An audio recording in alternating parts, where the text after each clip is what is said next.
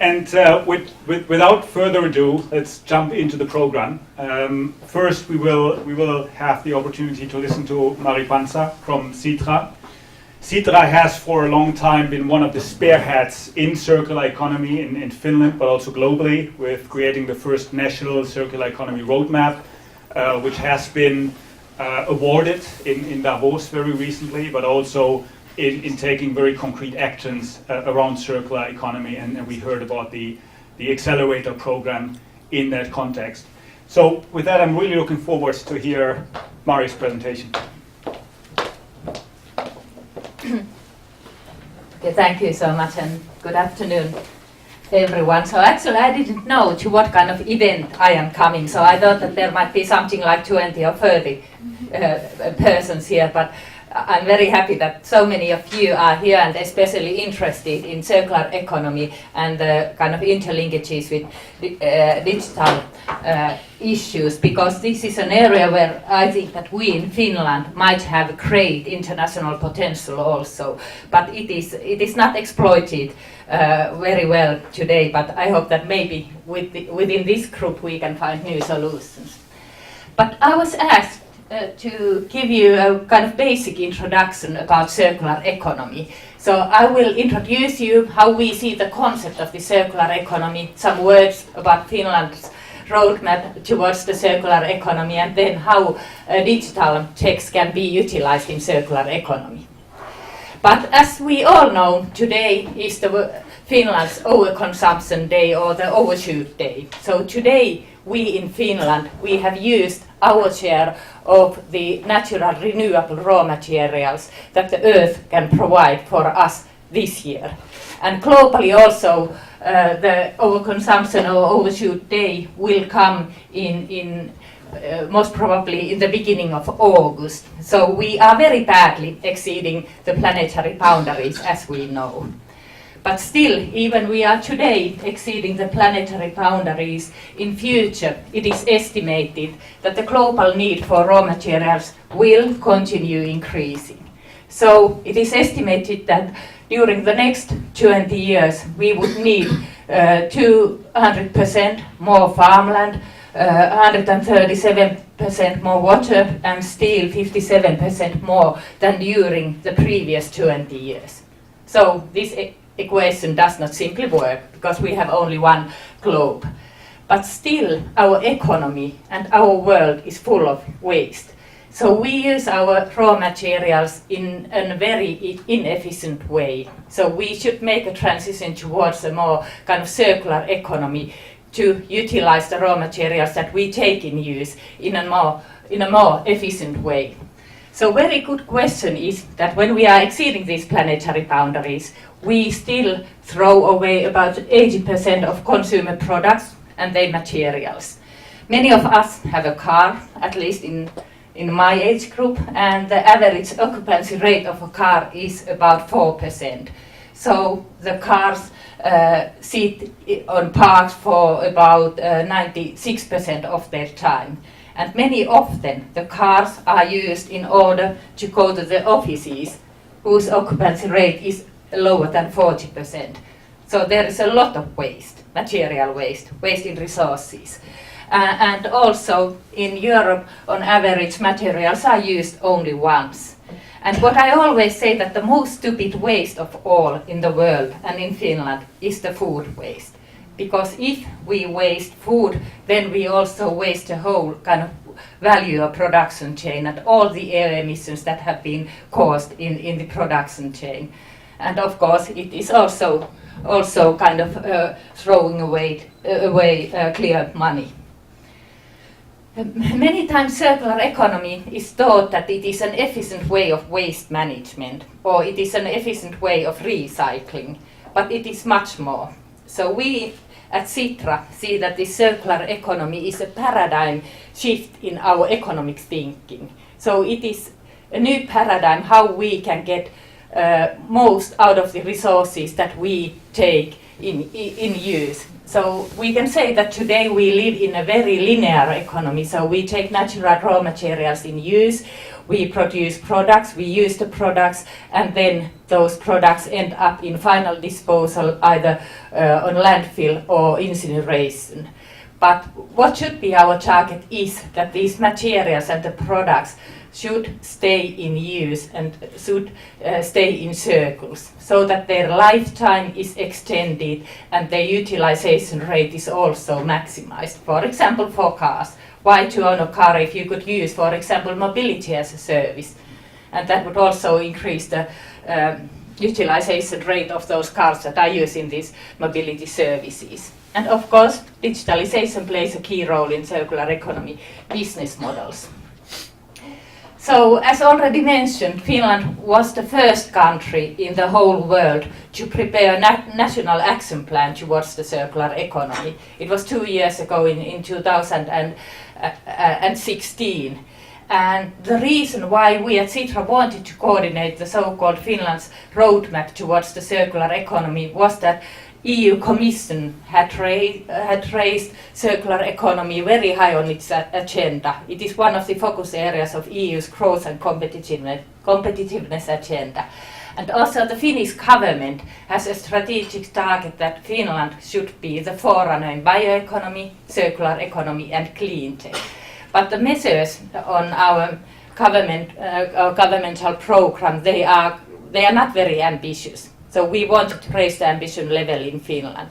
And we gathered together over 1,000 people during 4 months. And together we identified, I think that this was the most important outcome of this roadmap process. We identified what are the focus areas of circular economy in Finland. And together we came to a conclusion that sustainable food system is one, forest-based loops another one, technical loops including machinery industry and construction, for example, and then transport and logistics. And in these focus areas we want to kind of optimize the use of resources in the whole value chain, but also the different parts in the value chain, starting from primary sector raw materials, going to material processing, manufacturing, distribution, retail, from company to company, actions, consumers, and then also use. So in total in the roadmap there are 64 projects, and now Sitra is financing most of those projects, so that we believe that this would be our first steps towards the circular economy. And actually this year we are updating the whole roadmap, so maybe we can include digital more deeply in the roadmap. But then in addition to this roadmap, we also wanted to kind of increase the know-how, what are the business opportunities of circular economy, and they are huge. So normally circular economy business models are divided to 5 different, I would say, sectors or models. So we have product lifetime extension, we have product as a service, for example, that mobility as a service, or lighting as a service, or home appliances as a service. We have sharing platforms that are needed for this product as a service models. We have renewability and also resource efficiency and recycling. And every year we make a list of what are the most interesting circular economy companies among those 5 different business models. So for example, last December when we published our last list, we had 97 companies on the list. And on the list there are companies that are well established, so we have UPM, we have Lassila Tikanoja, but then there are also many startups. And actually it's very kind of nice that many of the companies, they are already competing that they get listed on our list. And next December we are going to publish our new list.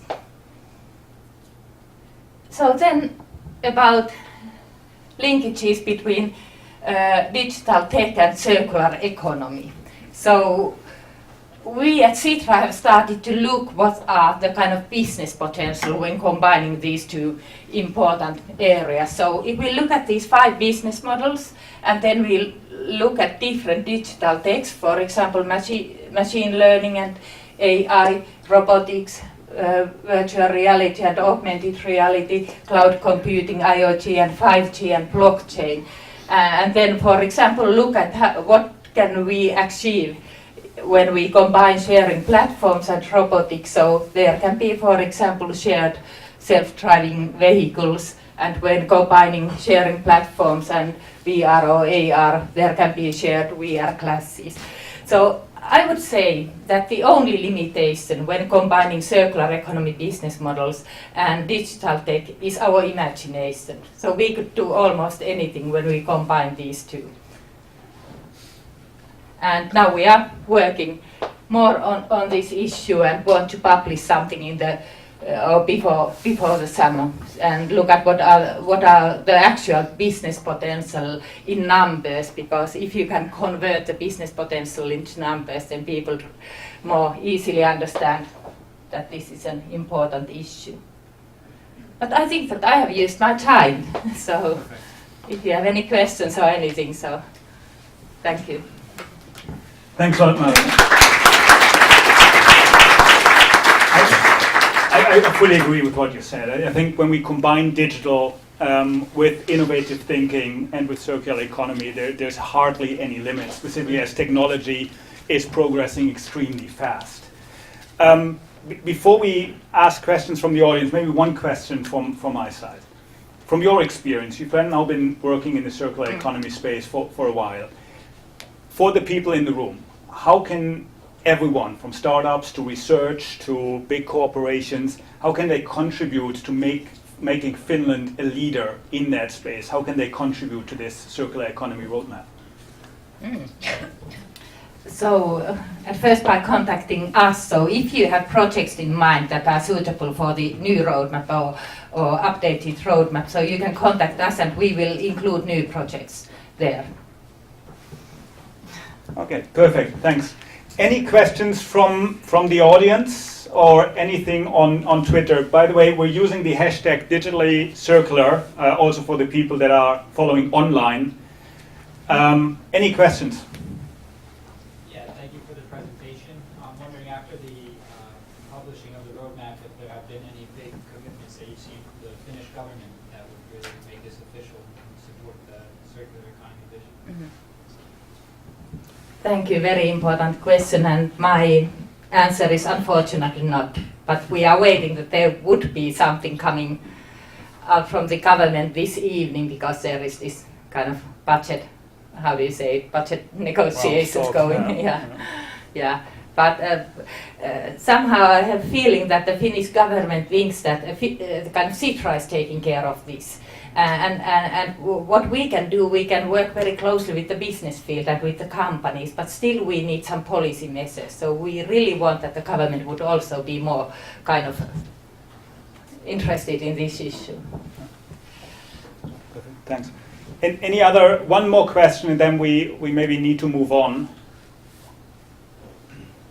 Petri? Okay. What do Mari see actually the biggest challenges on policy, EU policy level?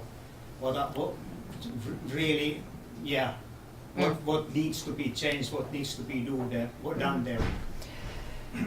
So I think that the biggest difficulty in EU level is that the countries in EU, they are on so different kind of development stages related to circular economy. So when you go south, many countries think that circular economy is this more efficient waste management, or it is recycling. And so it is very difficult to kind of discuss with them when we are talking about digital new business models and products as a service, and they are talking about how to take care of this waste fraction in a more kind of cost efficient way.